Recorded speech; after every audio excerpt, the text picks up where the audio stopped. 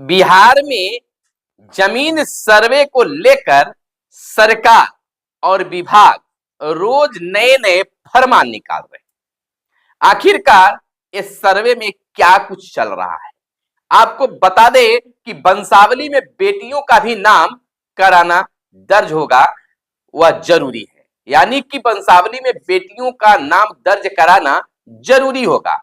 और इसके साथ अगर बेटियां अगर संपत्ति मांगती है, जमीन मांगती है, तो आपको देना ही पड़ेगा। बिना जमाबंदी रसीद वाली जमीन का खाता बिहार सरकार के नाम से खुलेगा, यह भी सामने आ गया है। जमीन पर शांतिपूर्ण दखल कब्जा स्वामित्व का बड़ा प्रमाण होगा। आपसी सहमति पर हुआ बंटवारा हर स्थिति में मान्य होगा, बिहार सरकार ने कह दिया है। नमस्कार, मैं हूं सुनील बॉबी और आप इस समय देख रहे हैं जमीन सर्वे को लेकर खास रिपोर्ट। दोस्तों, चैनल पर अगर पहली बार आए हैं या अब तक इस चैनल को सब्सक्राइब नहीं किए तो चैनल को सब्सक्राइब कर लीजिएगा, ताकि जमीन सर्वे से जुड़ी, जमीन जायदाद से जुड़ी हर अपडेट से अपडेट रहने के लिए आपको चैनल को ज्वाइन करना चाहिए। चलिए हम आपको बता दें कि बड़ी खबर यह निकल कर आई है कि अब वंशावली में बेटियों का, बहनों का नाम देना कहिए, बहनों का नाम देना बहुत जरूरी है। और बहन अगर हिस्सा मांगती है, जमीन मांगती है, संपत्ति मांगती है, तो उसका हक आपको देना होगा। यह साफ शब्दों में बातें सामने आ गई है। राजस्व एवं भूमि सुधार विभाग ने जमीन के स्वामित्व को लेकर होने वाली विवादों को सुलझाने के लिए दिशा निर्देश जारी किया है। इसमें स्वामित्व कायम करने के कई विकल्प दिए गए हैं। विभाग के अपर मुख्य सचिव दीपक कुमार सिंह ने बीते दिन दिशा निर्देश जारी करते किया है और कहा है कि अधिसूचना में भी जारी की गई है और कहा गया कि महिलाएं अगर अपने पिता की जमीन में स्वामित्व का त्याग शपथ पत्र के माध्यम से नहीं करती है तो उनका अधिकार कायम रहेगा। रैयतों को वंशावली की घोषणा में बहन बेटियों का नाम दर्ज करना भी ही होगा। जरूरी कर दिया गया है कि आपको नाम दर्ज करना ही करना होगा। किसी रैयत का जमीन पर शांतिपूर्ण दखल कब्जा है, स्वामित्व के नाम पर सिर्फ लगान रसीद है, ऐसे मामलों में के बारे में भी बताया गया है और कहा गया है कि भूमि सर्वेक्षण में ऐसे भूखंडों के चौहद्दीदारों के बयान पर एक निरीक्षण प्रतिवेदन तैयार किया जाएगा। आपको बता दें कि अब जो अगल बगल हैं उनका निरीक्षण के क्रम में उनका प्रतिवेदन लिया जाए, प्रतिवेदन उनसे बातचीत की जाएगी और उसके बाद उनका प्रतिवेदन तैयार किया जाएगा कि उनका क्या कहना है चौहद्दी वाले लोगों का। चौहद्दी की किसी जमीन में उस खेसरा के स्वामी के रूप में रैयत का नाम हो तो उनके नाम से खाता खुल सकता है। रैयत के नाम पर खेसरा का दखल कब्जा है, न जमाबंदी कायम है और न रसीद कट रही है, ऐसी जमीन के मामले में कहा गया है कि इसका खाता अनाबाद बिहार सरकार के नाम से खुलेगा। अभियुक्ति कॉलम में अवैध दखलकार का नाम दर्ज किया जाएगा।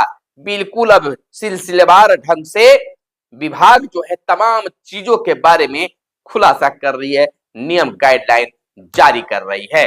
इधर हम आपको बता दें कि बंटवारे से असहमति क्या है। विशेष सर्वेक्षण एवं बंदोबस्त की किसी प्रक्रिया में कोई हिस्सेदार पूर्व में किए गए बंटवारे पर असहमत होते हैं तो वापस संयुक्त खाता खोला जाएगा।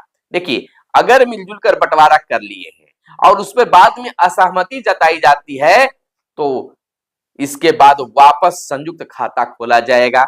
दिशा निर्देश में कहा गया है कि रैयत अगर जमाबंदी अथवा लगान रसीद अद्यतन नहीं करा पाए हैं तो खतियान में जो स्वामित्व है तो स्थिति प्रभावित नहीं होगी, यह बिल्कुल साफ कर दिया गया है। इधर हम आपको बता दें कि आपसी बंटवारा मान्य होगा, यानी कि अब भाई भाई में अगर बंटवारा किए हैं या कुछ भी किए हैं, बंटवारा का बने जो कर लिए हैं वह सरकार और विभाग मानेगी। आपसी सहमति के आधार पर सभी पक्षों के बीच हुए हस्ताक्षरित बंटवारा मान्य है, यानी कि जो भी अगर किए हैं बंटवारा और उसका कागज बनाए हैं, सभी हस्ताक्षर किए हैं, तो बिहार सरकार उसको मानेगी, उस बंटवारा को मानेगी। कोर्ट कचहरी की बात नहीं कि पहले कोर्ट से बन जाएगा तबे मान्य होगा, अब इस बात पर सरकार पीछे हटी है और कहा कि आप अपने सहमति से बनाए हैं, लेकिन हस्ताक्षरित होना चाहिए, कागज पर बना हुआ होना चाहिए और उसमें सभी बंटवारे जिनको मिला है उनका हस्ताक्षर होना जरूरी होगा। इस आधार पर सभी पक्षों का खाता खुलेगा। हिस्सेदारों में असहमति होने पर संयुक्त खाता खुलेगा। अगर बंटवारा निबंधित और सक्षम न्यायालय द्वारा किया गया है तो उसके आधार पर भी हिस्सेदारों का अलग अलग खाता खुलेगा। यदि कोई खेसरा कैंडिडेटल सर्वे में रैयती है और रिविजनल सर्वे में अनाबाद बिहार सरकार या अनाबाद सर्वसाधारण दर्ज है और सिविल सूट में रैयत के पक्ष में निर्णय हुआ है तो खेसरा रैयती माना जाएगा। अगर क्रेता का जमीन पर शांतिपूर्ण दखल है तो केवाला का निबंधन कार्यालय से सत्यापन कराकर क्रेता के नाम से खाता खोला जाएगा। बिल्कुल अब साफ शब्द में विभाग ने सभी चीजों को बता दिया है कि कब किस आधार पर क्या काम होगी। इधर हम आपको बताते चले कि महिलाओं को क्या है अधिकार। नए नए बन रहे खतियान में महिला द्वारा संपत्ति का परित्याग करने अथवा पिता द्वारा स्व अर्जित कर सकते हैं। पिता के द्वारा जो स्व अर्जित, पिता ने अगर उसे अर्जित किया है तो भूमि की वसीयत में पुत्री का नाम दर्ज करने अथवा न्यायालय से हुए बंटवारे में पुत्री बहन का नाम नहीं रहने की स्थिति में ही महिलाओं को अपने अंश की प्राप्ति नहीं होगी। यानी कि जो जमीन पिता ने खरीदा है उस पर बेटियों का भी हक होगा। और अगर पिता नहीं है और भाई बंटवारा कर रहा है और कोर्ट से अगर उनका नहीं कुछ हुआ है, अगर कोर्ट से पिता ने अगर भाई का ही नाम कर दिए तो बेटी का उसमें अधिकार नहीं होगा बंटवारे में। पुत्री बहन का नाम नहीं रहने की स्थिति में ही महिलाओं को अपने अंश की प्राप्ति नहीं होगी। अन्य सभी दशाओं में प्रत्येक महिला को अपने पिता की संपत्ति में अपने हिस्से की प्राप्ति होगी। विभाग के अपर मुख्य सचिव दीपक कुमार सिंह ने बीते दिन को दिशा निर्देश जारी किया है और वंशावली में बहन बेटियों का नाम दर्ज करना अनिवार्य बताया है। इधर बता दें कि अगर कोई महिला शपथ पत्र के माध्यम से संपत्ति का परित्याग करती है तो खाता में उनका नाम दर्ज नहीं होगा, अन्यथा भाई या पिता को उसको करना ही होगा।